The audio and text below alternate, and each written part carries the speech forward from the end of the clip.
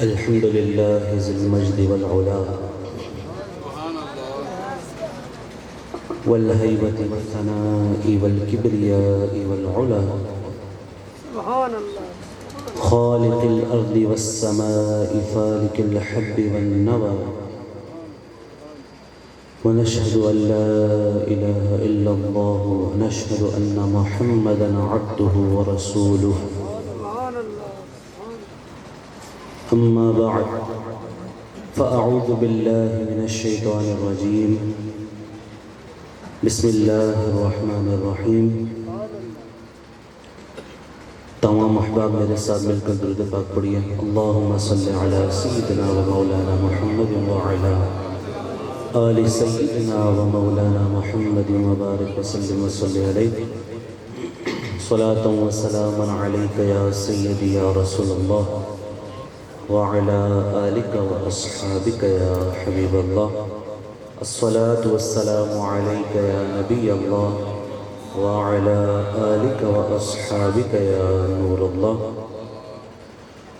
قال الله تعالى في القرآن المجيد وفرقان الحميد ورفعنا لك ذكرك صدق الله ومولانا العظيم تمام احباب میرے ساتھ مل کر درود پاک پڑھیے صلی اللہ علیہ یا رسول اللہ وسلم علیک یا حبیب اللہ عرش سے نور چلا اور حرم تک پہنچا سلسلہ میرے گناہوں کا کرم تک پہنچا صلی اللہ علیہ یا رسول اللہ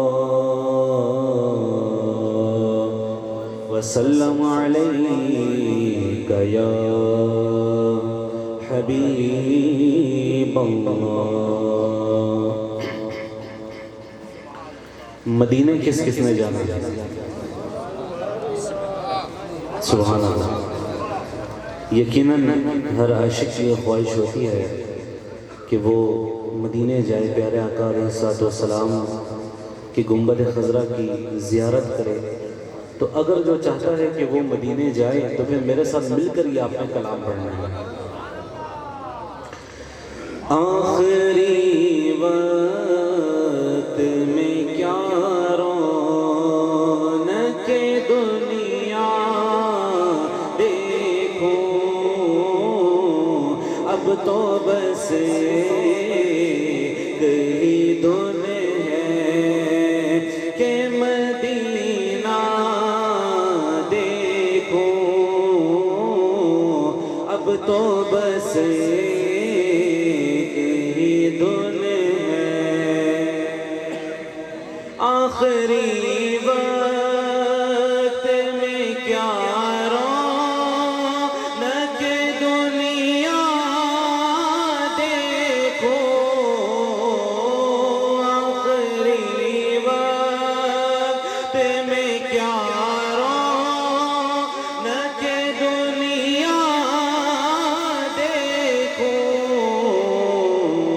اب تو بس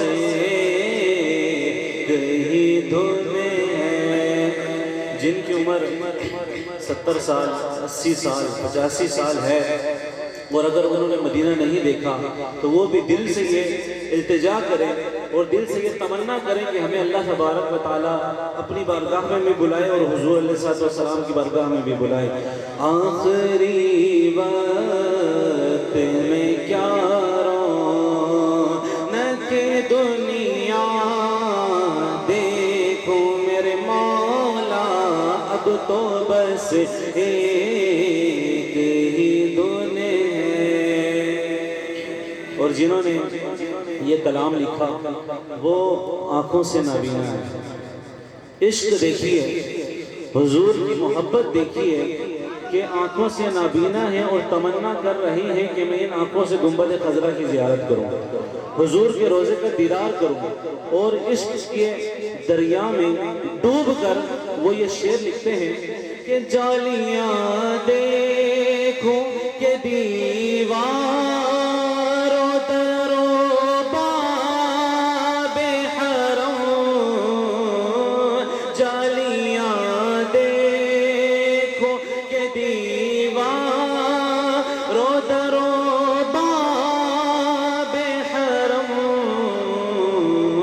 اپنی معذور نگاہوں سے میں کیا کیا دیکھوں میرے مولا، اب تو بس ایک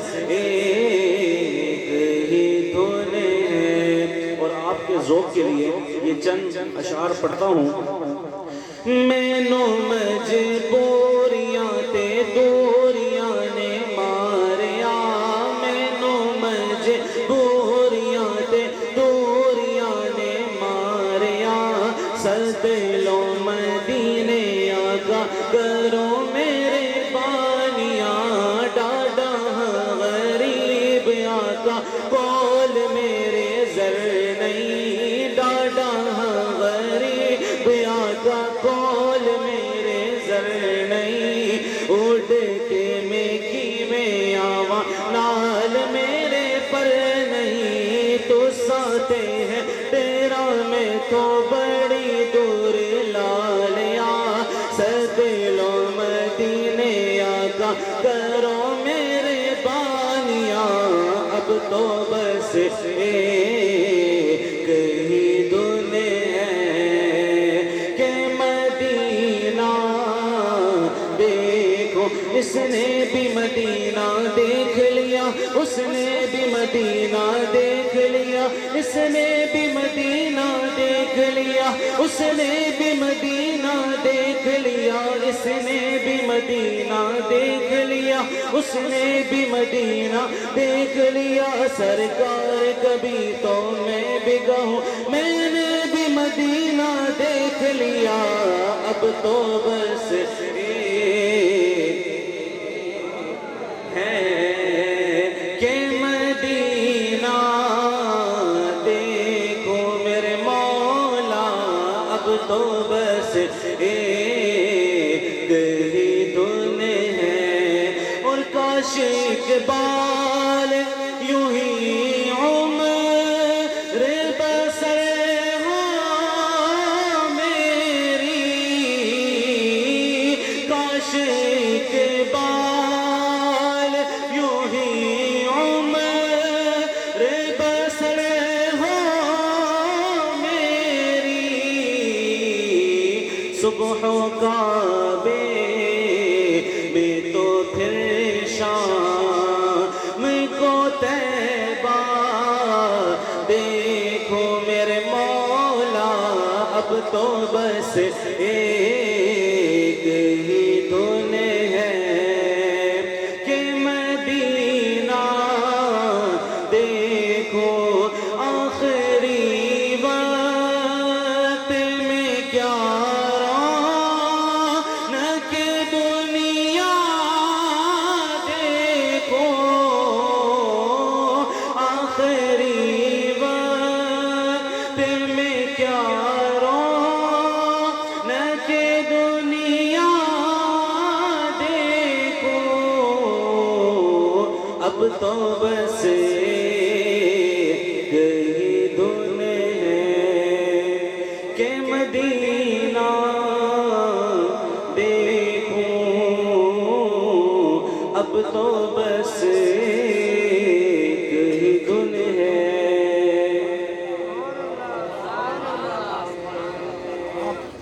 الحمدللہ عز و جل، ہم خوش قسمت ہیں کہ اللہ تبارک و تعالیٰ کی عطا سے ہمیں پھر اس محفل پاک میں شرکت کرنے کی سعادت حاصل ہے۔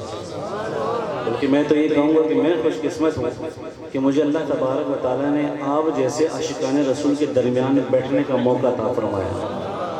ماشاءاللہ خوبصورت چہرے ہیں، بزرگ بھی تشریف فرما ہیں، نوجوانان بھی تشریف فرما ہیں، اور الحمدللہ یہ سعادت کی بات ہے، یہ کوئی عام بات نہیں ہے۔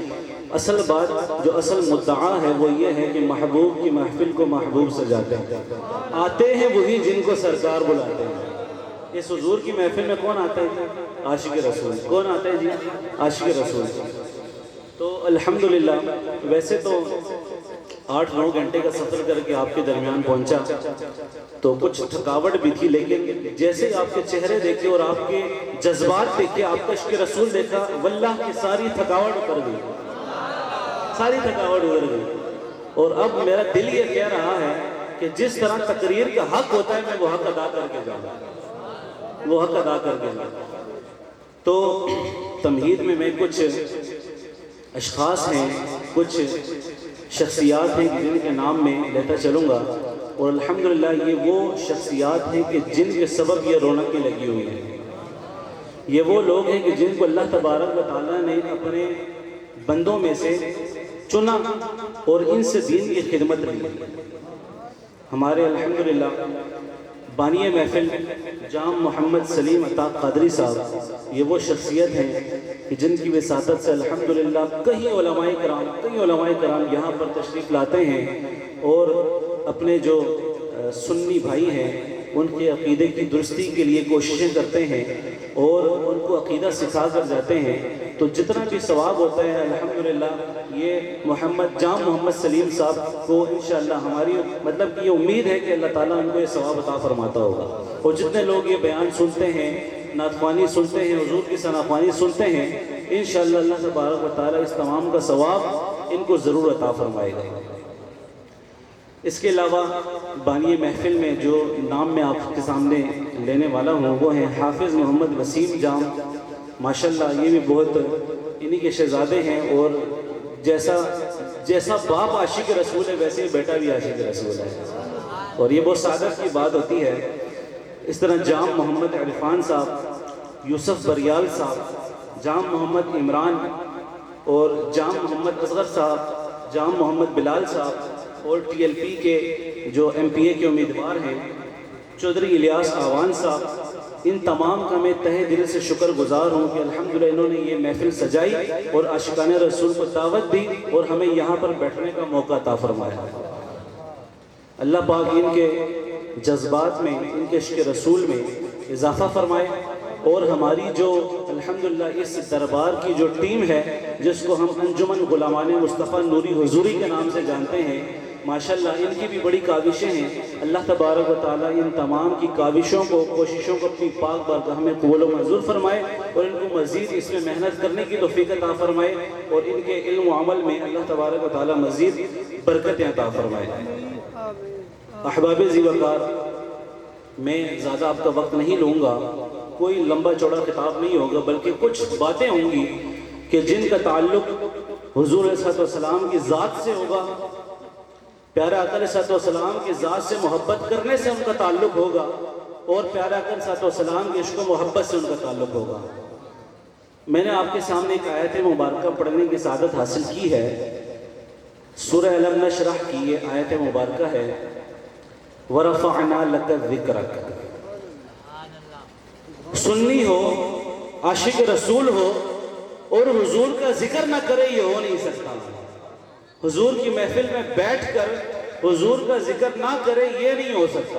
ہماری محفل پوری تب ہوتی ہے جب حضور کا نام آ جائے، جب حضور کا ذکر آ جائے، جب حضور کے معجزات اور عظمتوں کو بیان کیا جائے، تب ہی ہماری محفل پوری ہوتی ہے۔ اور کیوں نہ ہو کہ اس آیت مبارکہ میں اللہ تبارک و تعالیٰ نے کیا فرمایا، وَرَفَعْنَا لَكَ ذِكْرَكَ۔ اے محبوب ہم نے آپ کے لیے آپ کے ذکر کو بلند کر دیا، آپ کے لیے آپ کے ذکر کو بلند کر دیا۔ یہ کیا ہے؟ یہ حضور کی شان ہے یا نہیں؟ اس آیت میں حضور کی شان ہے یا نہیں؟ مفتی احمد یار خان نعیمی علیہ الرحمہ نے مرآت المناجی جو مشکات شریف کی شرح ہے وہ لکھی، اس میں انہوں نے ایک بڑی پتے کی بات کی ہے، اور وہ بات یہ ہے، وہ فرماتے ہیں کہ جب تک مسلمان کو حضور علیہ السلام کی شان کا پتہ نہ ہو وہ سر اٹھا کر نہیں جی سکتا۔ یہ کوئی معمولی بات نہیں ہے۔ اچھا، ذوق کا اظہار آپ نے رکھ رہے ہیں، ٹھیک ہے، اس محفل کا تقدس اسی میں ہے کہ آپ نے سبحان اللہ کی صدائیں بلند کرنی ہیں، نہیں جوانوں والی آواز آنی چاہیے۔ اللہ تعالیٰ نے یہ سینے کی طاقت دی ہے اس لیے کہ حضور کا ذکر کیا جائے۔ اللہ تعالیٰ نے ہمیں یہ آنکھیں عطا فرمائی، ہمیں یہ کان عطا فرمائی، ہمیں یہ بولنے کا سلیقہ عطا فرمایا۔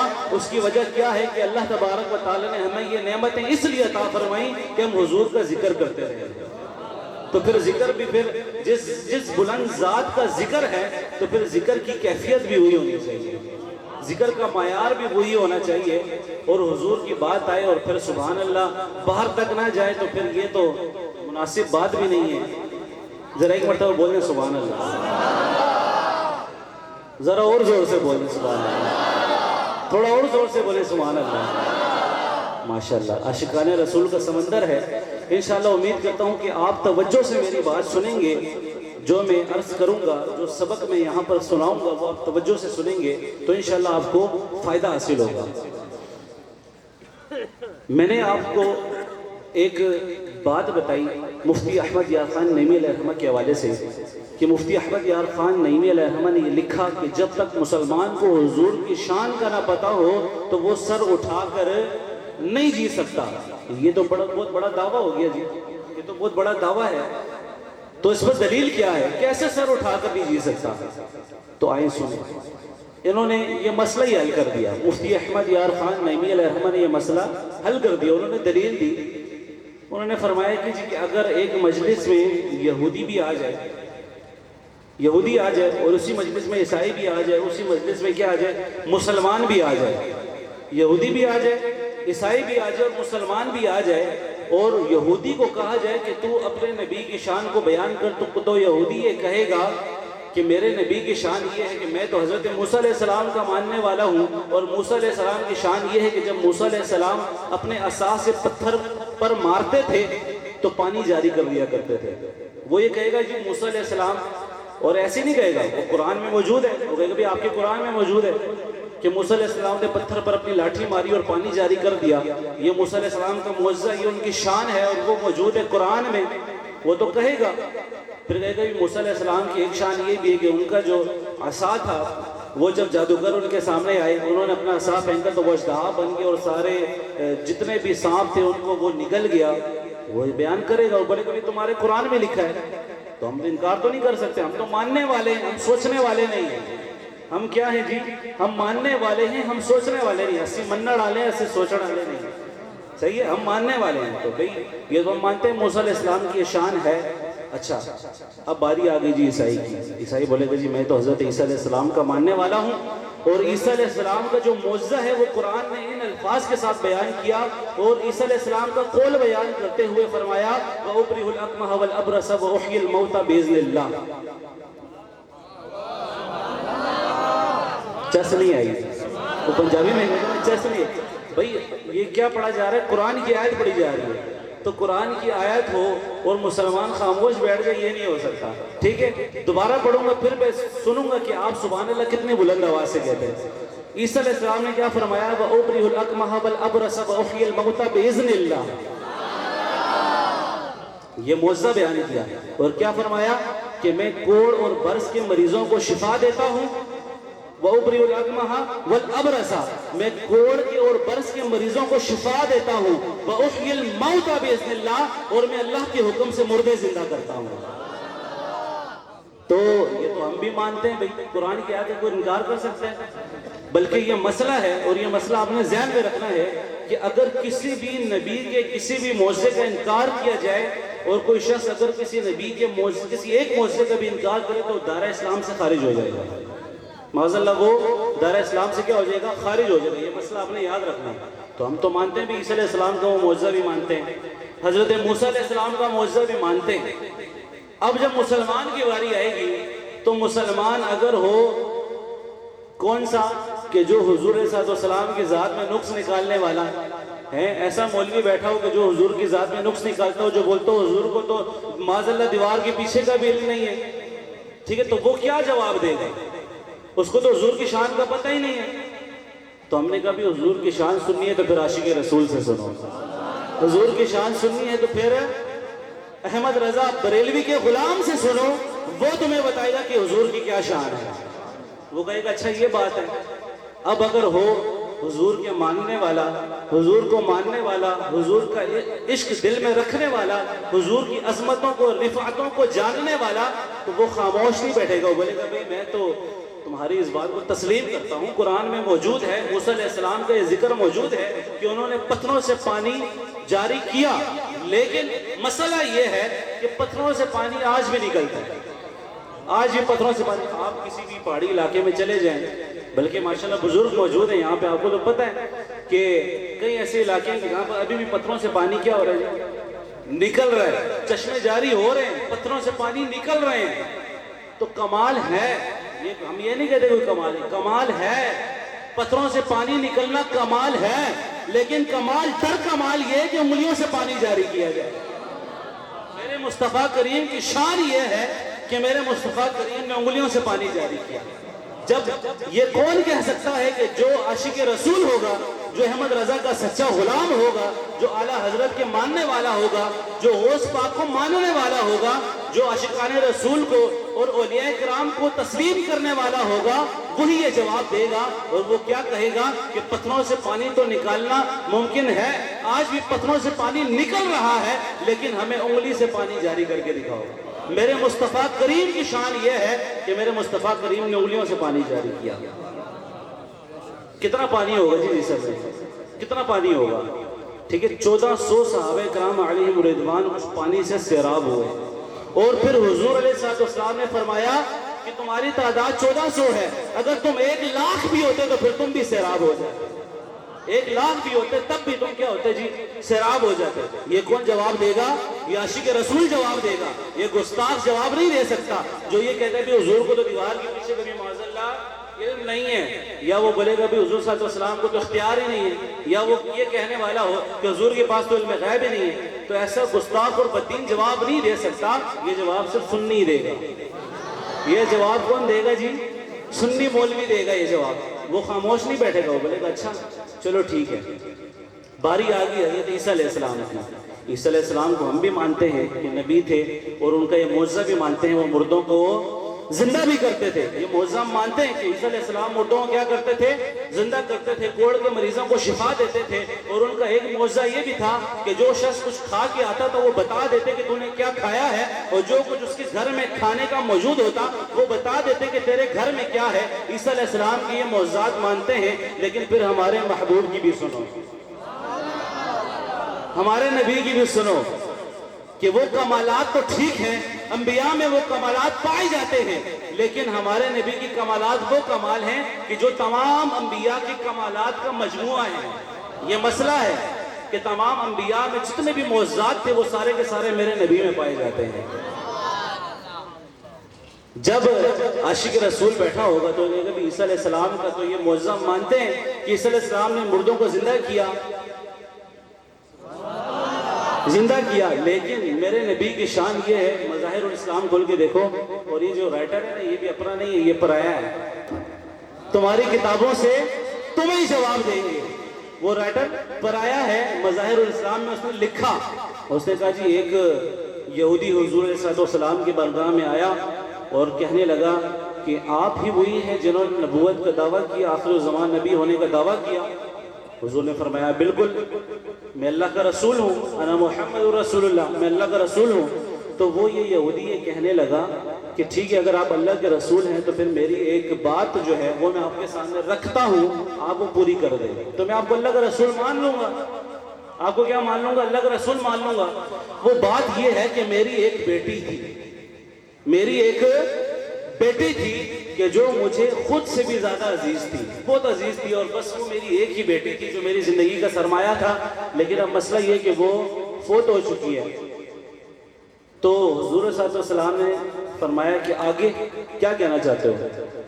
تو اس نے کہا کہ وہ فوت ہو چکی ہے، اگر آپ اس کو زندہ کر دیں تو میں آپ کو نبی مان لوں گا، اگر آپ زندہ کر لیں تو میں کلمہ پڑھ کر مسلمان ہو جاؤں گا، آپ کو آخر الزمان نبی تسلیم کر دوں گا اگر آپ اس کو زندہ کر دیں۔ حضور نے فرمایا بس، حضور نے فرمایا بس یہی کہا میں؟ اس نے کہا حضور لگتا ہے آپ کو سمجھ نہیں آئی بات، بات اصل یہ ہے کہ وہ قبر میں ہے۔ وہ کہاں ہے جی؟ وہ قبر میں ہے. بات اصل یہ ہے. حضور نے فرمایا آؤ میرے ساتھ. حضور علیہ السلام اس کو لے گئے, قبرستان لے کے گئے. اس کو پوچھا بھی تیری بیٹی کا نام کیا ہے؟ اس نے اپنی بیٹی کا نام بتایا. حضور نے اس کا نام لیا اور اس کی بیٹی جو تھی وہ قبر سے باہر آ کر کہنے لگی لبیک و سعدیک یا رسول اللہ. لبیک لبیک یا رسول اللہ. لبیک لبیک یا رسول اللہ. لبیک لبیک لبیک یا رسول اللہ. لبیک لبیک. تم یہ کہتے ہو, تم زندوں پر لبیک یا رسول اللہ کے نعرے کی پابندی لگاتے ہو. میں یہ کہتا ہوں کہ لبیک یا رسول اللہ کا نعرہ ایسا نعرہ ہے کہ جو زندہ تو دور کی بات مردے بھی لگاتے ہیں. لبیک یا رسول اللہ. لبیک یا رسول اللہ. یہ حضور صلی اللہ علیہ وسلم کی شان ہے کہ مردے بھی حضور صلی اللہ علیہ وسلم کی اس نعرے کو لگاتے ہیں اور وہ کہتے ہیں کہ لبیک و سعدیک یا رسول اللہ. وہ لڑکی جو تھی, جو اس کی بچی تھی, وہ قبر سے اٹھ کھڑی ہوئی اور جب اس نے یہ جملہ کہا لبیک و سعدیک یا رسول اللہ, اس نے لبیک کہا. اس کے باپ نے کہا لا الہ الا اللہ محمد رسول اللہ. یہ میرے نبی کی شان ہے. تو یہ کون کہہ سکتا ہے جی؟ اس شان کو کون بیان کر سکتا ہے؟ یہ وہی بیان کر سکتا ہے جو سچا سنی ہوگا, جو حضور کی ذات کو تسلیم کرنے والا ہوگا, حضور کی ذات میں عیب نکالنے والا نہ ہو بلکہ حضور کی شان کو بیان کرنے والا ہو. وہ آگے خاموش نہیں رہے گا, وہ بولے گا صرف اتنا ہی نہیں,